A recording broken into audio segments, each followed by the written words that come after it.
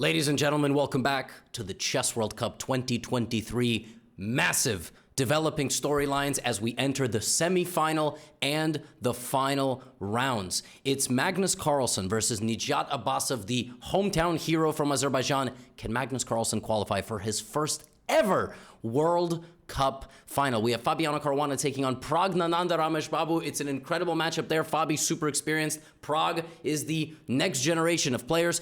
On the women's side, we have Goryachkina, the former world champion challenger, and we have Nurgul Salimova. If Nurgul wins the World Cup on the women's side, she gets the Grandmaster title. That is the ultimate prize. So fantastic storylines. And we're going to get into the games in a moment, but look at this. Can I just look at this? This is not my book.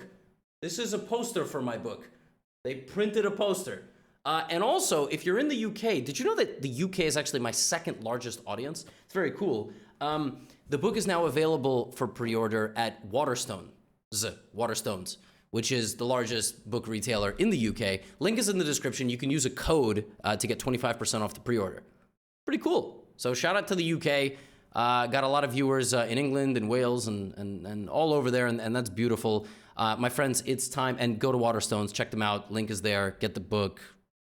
I want to go to the UK with the book, so we'll talk about that later. Crazy matchup. Magnus versus Nijat Abbasov. So quick note about Nijat Abbasov. 69. That is the number that he is ranked in the World Cup. He was the 69th highest rated player in the World Cup, and now he's in the Final Four, and he's probably qualified to the candidates, which is crazy.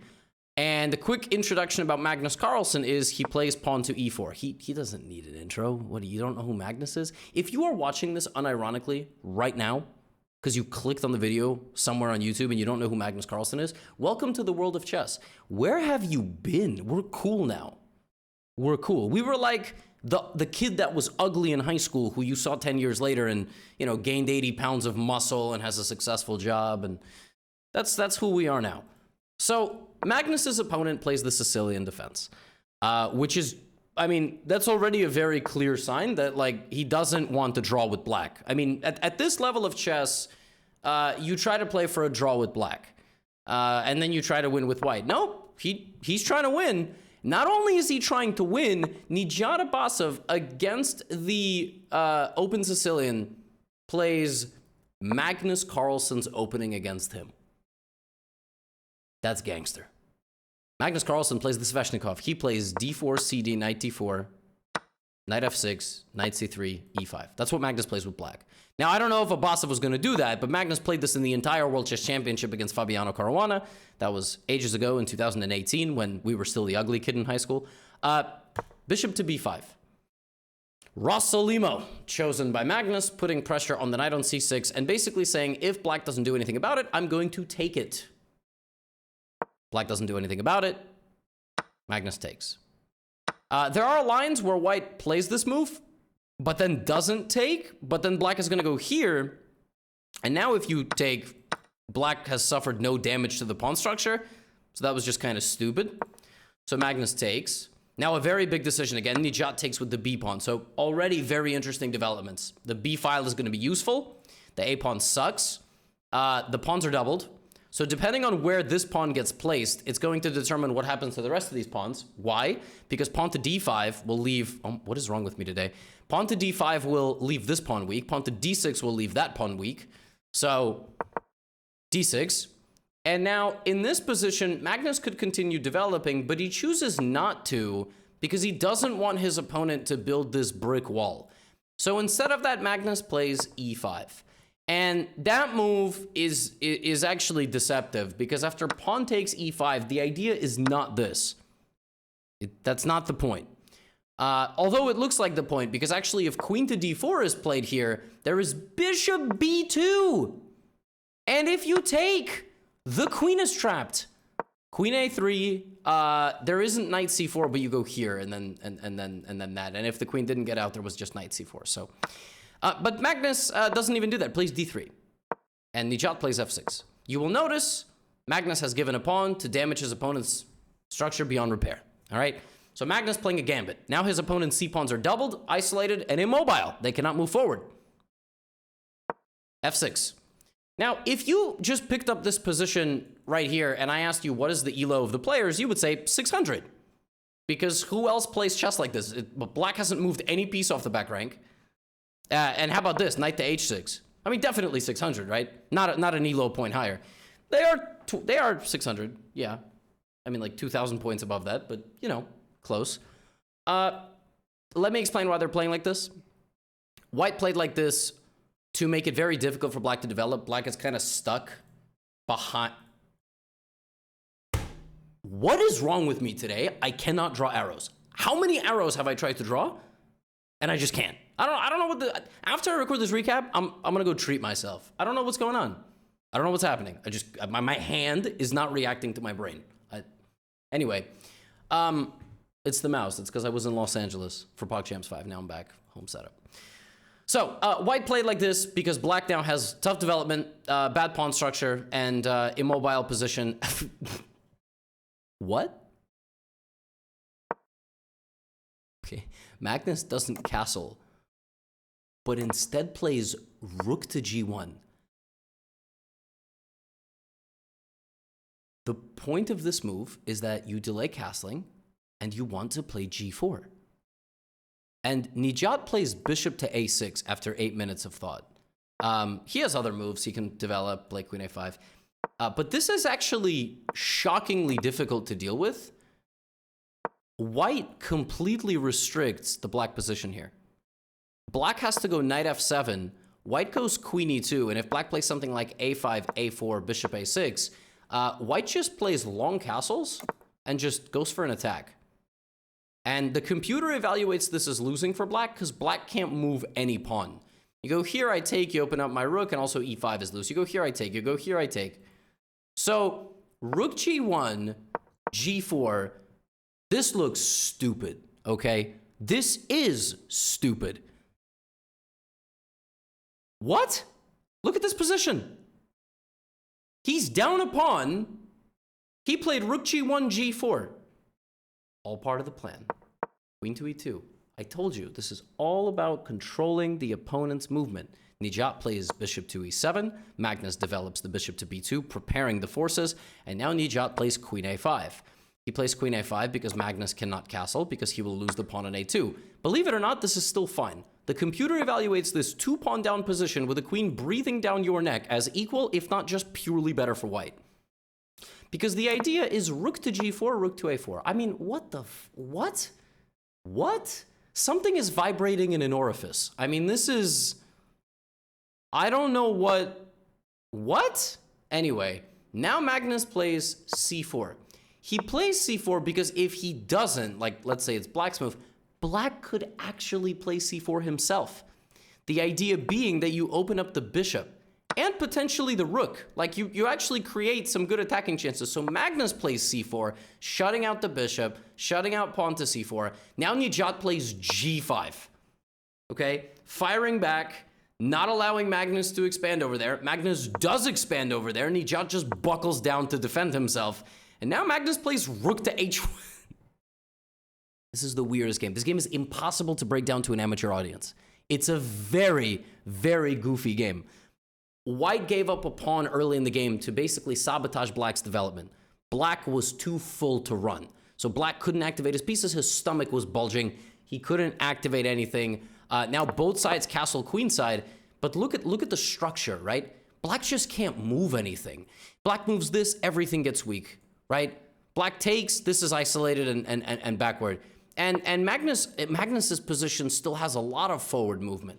So he plays knight to e4, and Nijat takes on h4. Magnus takes, and is now looking to infiltrate immediately. Still, nothing can move. When you have so many pawns, but you can't move anything, you're probably going to be worse. You know who does have mobility with pawns? Magnus. Yet another pawn has joined the attack, trying to butcher open the black position. If black plays something like here, white's just going to play f5. He's just going to keep suffocating you. You take, suddenly my knight is in. You still cannot move any pawns. And I'm going to start bullying you and attacking you, and my queen defends everything. Your bishops are blocked out. One by my pawn and the other by your own pawns. So pawn takes f4, knight takes, and now the position opens up. Magnus does here what's called a transformation. He transforms the position from menacing and only slightly better for him to potentially winning. And now he goes here, drops back, and he is no longer down a pawn. And he also has a winning endgame advantage in the form of black's pawn structure. So what Magnus could do here is get into an endgame and likely purely win it because he's going to win a couple of black's pawns. However, Magnus did expand with the pawns, and maybe his king is going to be weak. So Nijat plays rook to e6. Magnus gets out of the way and tries to bring the king to defend a little bit, which is a little bit dangerous, but he's doing a good job controlling. That pawn's going to fall. That pawn's going to fall, or that's going to fall. Something's going to fall here. Queen g5, Magnus takes, and now we have a rook e2 and rook h5. And he's holding everything together. The pressure is on, rook h6, pawn on c5. Black's position is absolutely miserable, but Nijat is defending himself. I mean, he is. And Magnus has good long-term pressure, but, you know, he plays queen to h2 here. Oh, no. Magnus is losing. Magnus played this move to defend his bishop, to potentially threaten bishop b8 and queen c7, and to win this pawn. But this move stopped defending that square, and now queen f1 is winning for black. Why? Because after take, you win the bishop. If you don't take on h6 after queen to f1, and you play something like, I don't know, queen d2, now the rook comes in. And if white goes here, rook g1, and if the king runs out to the corner, you have this and you get the bishop. Magnus Carlsen is losing, but Abasov misses it. He plays rook g6 before playing queen f1. Now Magnus blocks the queen's path. He consolidates everything, and he's won one of the pawns. Queen to g6, and now the king is safe on the dark squares. Rook to e6, and Magnus in this position has this move. Bishop takes a7 with queen f2 check to follow up. Somehow Magnus plays rook h4 instead. Bishop to g4. Bishop takes a7. And actually here, queen g7 might have given... I don't really even quite understand this. With queen g5 back and some sort of... But Abasov plays this. I think Abasov was kind of ready to lose this game. King to b4. Now, if pawn to c5 check is played, you just take... So d4, queen e7, pawn to c5, and Abasov resigns as his rook is hanging, the king is super weak, the bishop is hanging, and then there is like a checkmate in 2 as well. Magnus wins. A bumpy game. A bumpy game, a nervy game, but he got the job done. Magnus up 1-0. And now Abasov has to strike back. Abasov with the white pieces on the very next day plays a London. My man Magnus does what every player should do to a London player. Oh yeah? You want to play a London? Okay. 2 could play at that game. 2 could play at that game. We gonna copycat you the whole time. You want to play a London? So do I. All right? So do I. c4. And Magnus forcing all the pieces off the board. He's trying to get the knights off, trying to get the bishops off. Magnus just has to draw this game. Remember, it's a best of 2. Knight takes. f6. He's doing the exact same thing back to Abasov. Now, Abasov does get a nice space advantage here. He's a microscopic advantage. He actually just moves his king because it's very safe. Gonna put his rooks here, and they're looking nice and pretty. But Magnus just plays long castles. And look, here is essentially the situation. Abasov has to win this game. He's traded multiple knights. He's traded the bishops. Same color bishop, queens and rooks. Let's go. The boys prepare their rooks. Look at this. Everybody's coming to battle. And now Magnus doesn't wait around anymore. He could sit back, relax. No, c5. Let's go. Let's go. Let's trade everything. You take, I take, and at the end of it, I get my pawn back with interest. So c5. We shut everything down. Now he slides his king out of the center line, and Abasov's still looking for him. But now Magnus trying to create a blockade. Here comes Abasov coming on the queen side. Queen c5 check. And Magnus just chopping everything down. Look, it's simple math. You trade all the pieces off the board, there's only kings remaining. And Abasov's still trying to expand into the position. But Magnus knows it's math. You trade all the pieces, you are not going to win. You trade all of the pieces, you are not going to win. He's doing his best, but you trade all the pieces, you're not going to win. Bishop and 3 pawns each, and it's actually black who is playing for a win because he has 2 pawns connected and this weak pawn in the center. Want to see a way that black could win this game? Very easy, by winning this pawn. And it's simple math. You trade everything, you win all the pieces. You also, you trade everything, you make a draw, right? You trade all the pieces. Bishop h3, king c5, Magnus trying, Abasov. The reason Magnus is not winning this pawn is because after take, actually white just wins. So that would be tragic. I think, my friends, you know where this is going at this point. It takes 74 moves. Magnus's pawns run down the board, but there's not, white has to go play defense, and it's all going to come down to this final pawn. There it is.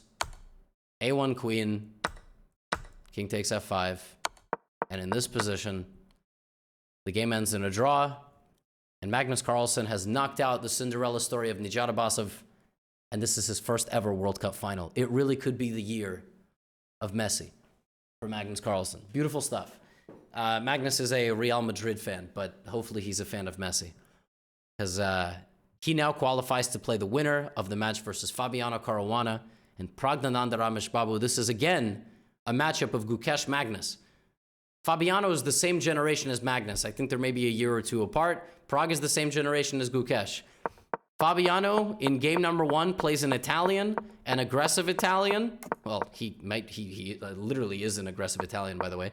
A4, taking space on the queen side, pushing Pragg backwards with moves like A4, B4, B5. Pragg defending himself against the onslaught of opening preparation. Pawn to D4. Look at this expansion into the position. Queen D3, creating a weakness on the A file. Knight A5, hitting the C6 square, hitting the A6 pawn. 15-minute time advantage. Pawn takes d4, knight c6 is a Zwischenzug, and now this is very, very bad moment for Pragg. He's got to play something like rook b7, but then queen a6 and pawn d4 and knight a7. Also, knight d8 is a fork. So what does he do? Strikes back. Knight c5, forces the queen to move. Now this ugly but necessary defensive move, putting all the pieces on the back rank. This is what we call Karpovian school of defense. Anatoly Karpov was the master of defending with pieces on the 8th rank, like a Brazilian jiu-jitsu expert, getting submissions from the ground. Queen to d5. Knight e7 check. If you take, you lose your rook. Pieces come off the board. Fabi begins for the next stage of the game, which is pressuring Pragg in the endgame. Steady, slow improvement. Pragg's rook has absolutely no moves, and he has 2 minutes on the clock to make 8 more moves. Take. Fabi marching him down. Look at this. Pawn to e5. Pragg has no moves on the board and 2 minutes on the clock. This is why we call it modern generation versus the generation that has been in place. Take. Look at this. Sliding on the back rank. Tetris-like. Trading the queens. Fabi says, come trade on my terms, so I get my king closer to the center. Pragg says, nope. C5. Infiltrates with the rook. Pragg on the ropes. 1 minute remaining on the clock. He throws the c-pawn forward. The rook stops it, but now black's rook activates. Very difficult decision. Which pawn do you take? If you take this one, I have a fork, and I'm going to win that one. So he goes for that one instead. The pawn runs. The rook goes to stop it. I'm going to trade your a-pawn for the c-pawn. Why? Because the a-pawn is an outside pass pawn. And 4 versus 3 simplifies down to 1 versus 0. That's a draw. They know how to draw rook and pawn versus rook. You also can know how to do that if you get my endgames masterclass. It'll teach you a bunch of intermediate and advanced endgames. King g7, king g8.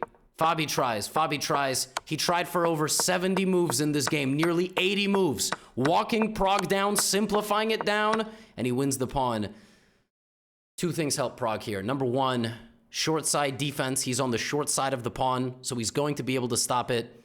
And Philidor defense. Philidor, 6th rank defense. He's not getting it here, but he's got short side defense. Rook b7 check. And now a very important moment. If pawn to e6 in this position, checks from the back. And if you don't play pawn to e6, then I will do Philidor. So rook f2, staring, and now rook b8 check, short side defense. On the short side, the rook stays looking at the pawn, ready to snipe the king at any moment. Rook a2, ready for side checks. Something like rook e1 would have allowed some check here, but the king would have just gone back to f8. And it's a very instructive way. He gets back in front, short side defense. Fabi tries, but this is just a drawn king and pawn endgame and a clutch defensive effort. I mean, my friends, you go back to move 30. Look at this position as Fabiano was just laser beaming the black position. And Prague had 2 minutes on the clock to make 8 more moves. Back against the wall, holding his own against one of the best grandmasters of the last 10 years. And now Prague has a chance to knock out Fabi. With the white pieces, Prague begins to put the pressure, plays a Catalan. This is one of the most vintage openings, but one of the most cutting-edge modern openings as well. Pawn takes c4, a6, trying to get him to take and play pawn to b5 with a tempo. a4 stopping that. Here, bishop f4, bishop d6 looking to trade. Now the queen drops back to replace the bishop on the f4 square, and Fabi plays a very modern approach, giving up the bishop completely. Trading knight to c6 and applying pressure on the center. If white plays a move like pawn to e3, which looks very natural, the queen is trapped. Whoops. Whoops. The queen is trapped. So instead we have knight a3. You'll notice that Prague has spent 25 minutes on that move, because the best move was take, rook c1, and black would play rook b8. This is clearly more cutting-edge preparation by Fabiano Caruana on how to take down the Catalan. Look at Fabi, not spending any time at all. Knight a3, a mistake according to the computer, because Fabi has to take the pawn, but then he would lose this pawn, but then he would win that pawn. Very complicated. Instead, Fabi just plays g5 anyway, and does it this way. But let's keep in mind, Fabi just has to not lose. Rook a7, and Fabi anchoring the knight in the center of the board. Prague realizing very, very quickly the opening did not go how he wanted. Fabi demonstrating really nice opening preparation, and very soon we're going to have an avalanche of pieces flying off the board. If you're confused about what happened, that was a fork, but rook c4 would have led to this. So he gives it up, and Prague just has to stop the pawns. Sorry, Fabi just has to stop the pawns, and he's going to do that, but first he's going to create some problems of his own. And in this position, knight b4, knight c6. Prague offers a draw because rook e2. If knight c5, there's b4. You're going to stop this pawn. It's 2 pawns each. And the players make a draw, and they will settle this in tie breaks. Magnus will play the winner of that match. Nijat will play the loser of this match. And that leaves me with one final game. If Nurgul Salimova wins this game, she is the Women's World Cup champion of 2023 and by default gets granted the Grandmaster title. I have nothing else to say. This was a Queen's Gambit declined, exchange variation, very classical opening, and Goryachkina played a5 and b5.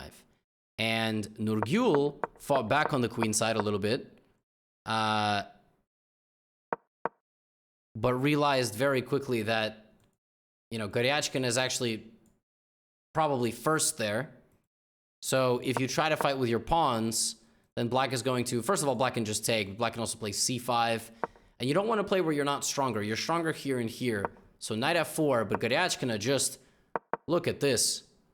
I mean, an absolute avalanche on that side of the board. So Nurgul says, you know what?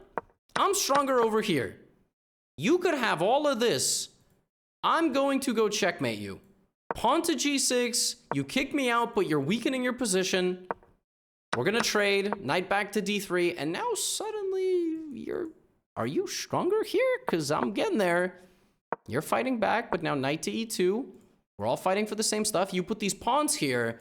You were trying to push them forward, but now you didn't. So now I'm going to consolidate, and you have an isolated pawn. So I should block the squares in front of it and potentially create a weakness.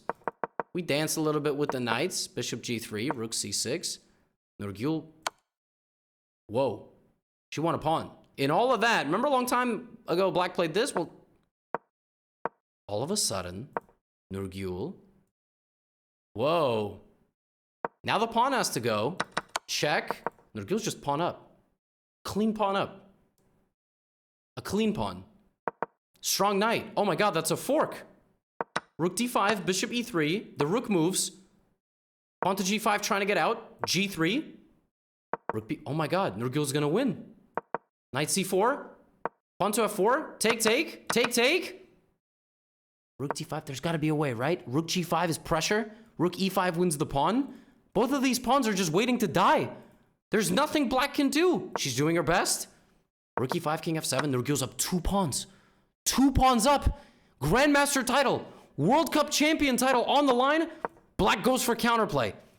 But white is still crushing this game. But here comes knight f2. Would have been a little bit better.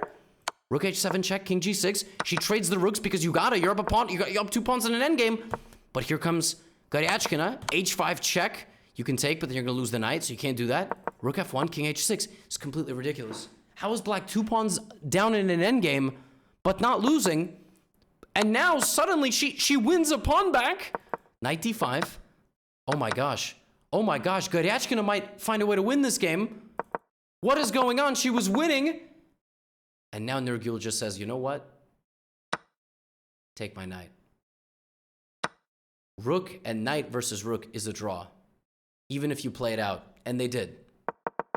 They did play it out. White ends up losing the pawn, but there's no way to defeat a person with a rook and a knight. Even a rook and bishop, and that's more complicated. And this takes 50 moves. It looks like you're about to get mated, but you're always able to give checks. There's also stalemate traps. You cannot take this because the king has absolutely nowhere to go. It takes 118 moves. Nurgil will unfortunately not win this game, not get the Grandmaster title, and not be the Women's World Cup champion until at least tomorrow, August the 21st. Because that is when they play the tie breaks. That is when they play the tie breaks. That